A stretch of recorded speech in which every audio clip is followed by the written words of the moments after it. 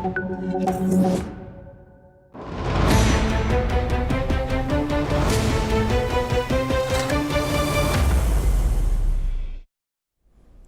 and welcome back to NewsX World. I'm Thomas Porteous and you're watching Focal Length, where we get you a briefing on topics from across the globe.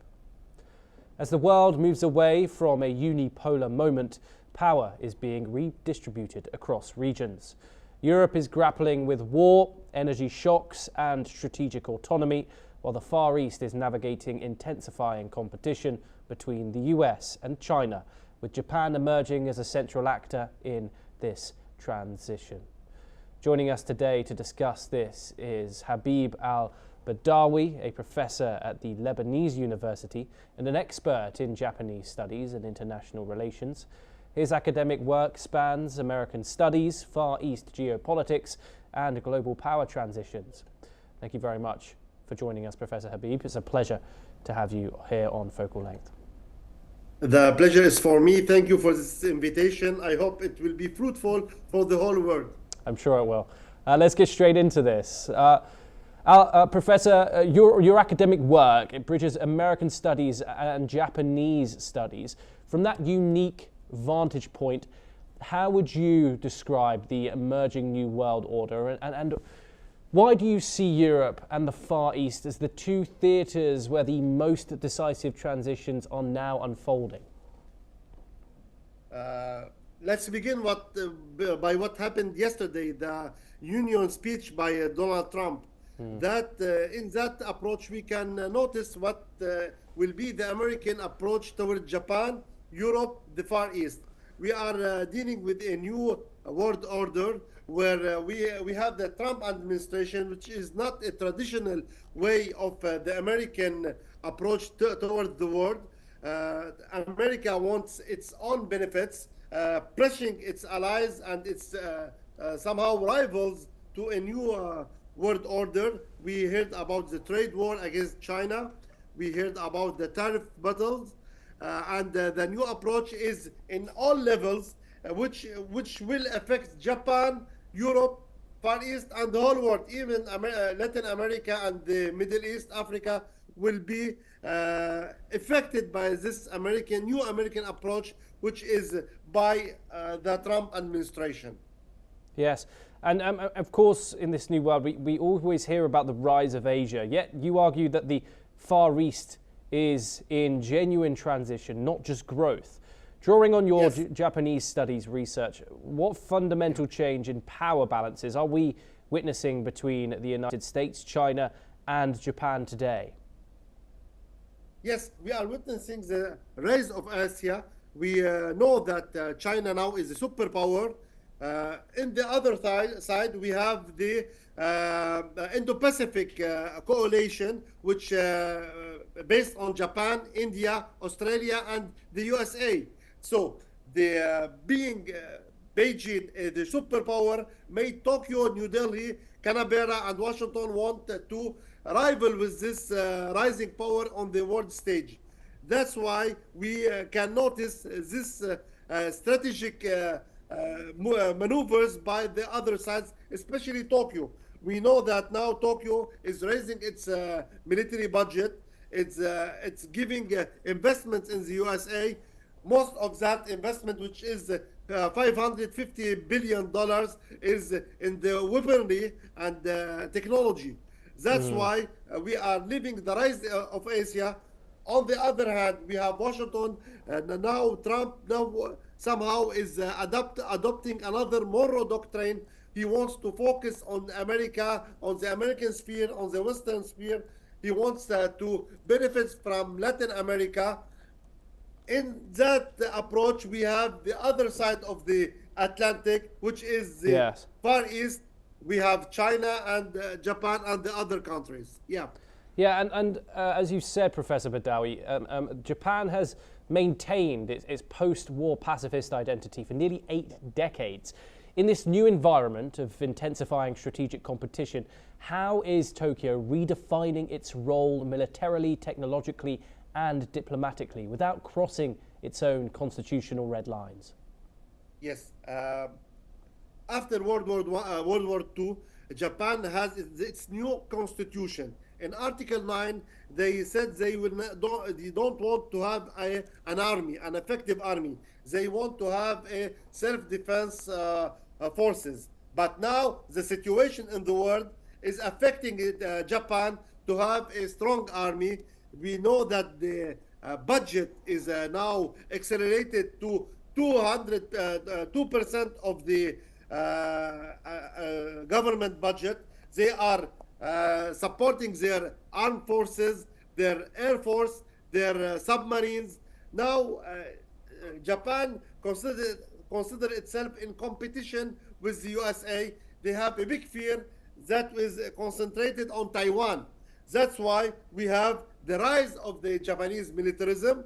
On the diplomatic side, we have new coalitions. We know about the Indo-Pacific, also about the Quad. That's on the diplomacy. On the approach towards the other world, we have a new approach by Japan towards Africa, towards Latin America. That's why Japan is trying to play a role in this new multipolar world system, which somehow is against its continental rival, which is China. Indeed. And now turning to Europe, Professor.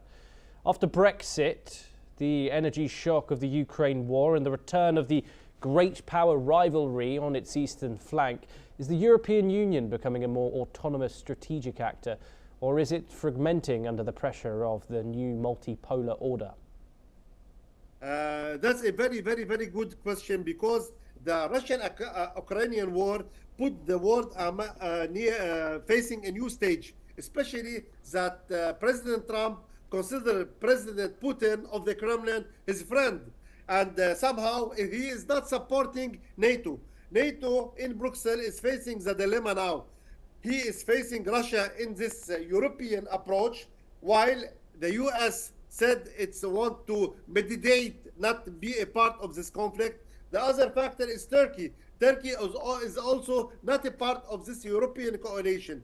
Yes, like you said, we are facing the fragmentation of the NATO. Maybe now Berlin, Paris, somehow London will have to create its own coalition, support its military, and we know that especially Germany and France is increasing the military budget, because they are considering if Trump stayed in the power in the White House, or the conservatives, they maybe have to defend themselves against Russia.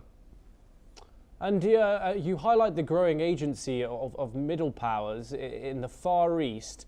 How are countries like South Korea and Australia positioning themselves between Washington and Beijing? And in Europe, can Germany and France still anchor a coherent EU response? Or have we entered an era of middle power activism?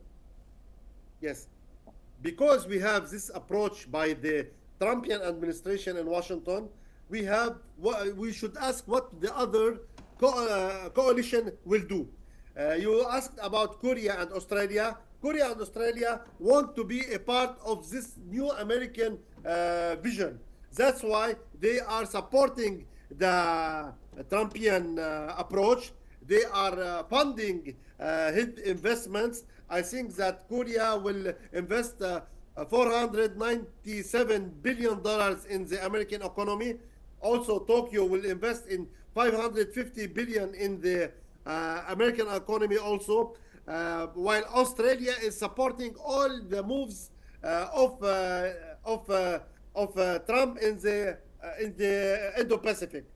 On the other side, not this like we can see that not like this easy doing by Europe. Europe is trying to be unique in its approach, because they feel they are threatened. They are threatened by these new approaches and strategies by Washington. They have a big fear of Washington, of Moscow. They feel that not Beijing is their biggest enemy. Their biggest enemy is in Moscow, not in Beijing. That's why we should differentiate between the American approach and the European approach, while Korea and Australia is a part of the American vision. Yes, and for middle and smaller powers, especially in the Middle East and the global south, what are the concrete geopolitical risks and opportunities created by this Europe Far East transition? Sadly, the Middle East is not mature enough to take its own decision and its own strategy.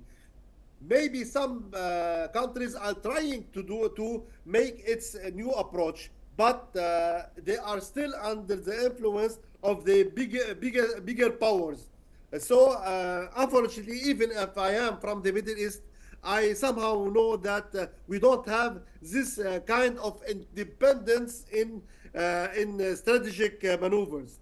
So somehow in this time of this century, they will only respond to what is happening in Moscow, Washington, Beijing, and somehow in Paris and London and Berlin, Yeah. surely.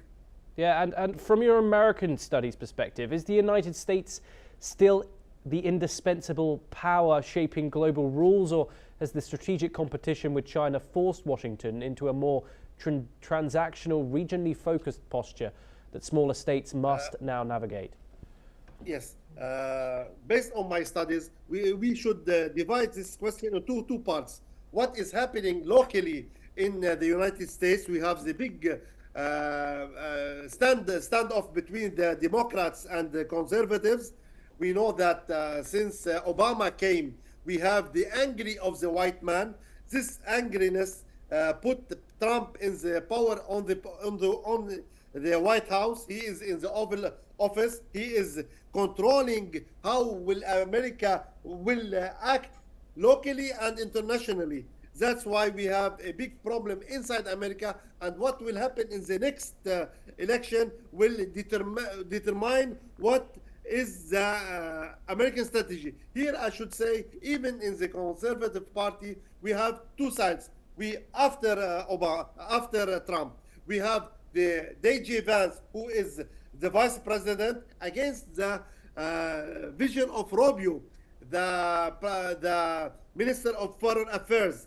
That's why we have a division in the Conservative Party, who is facing the challenges of the Democrats. On the broader side, in the international side, we should acknowledge that China is the international actor. It's a new world polar.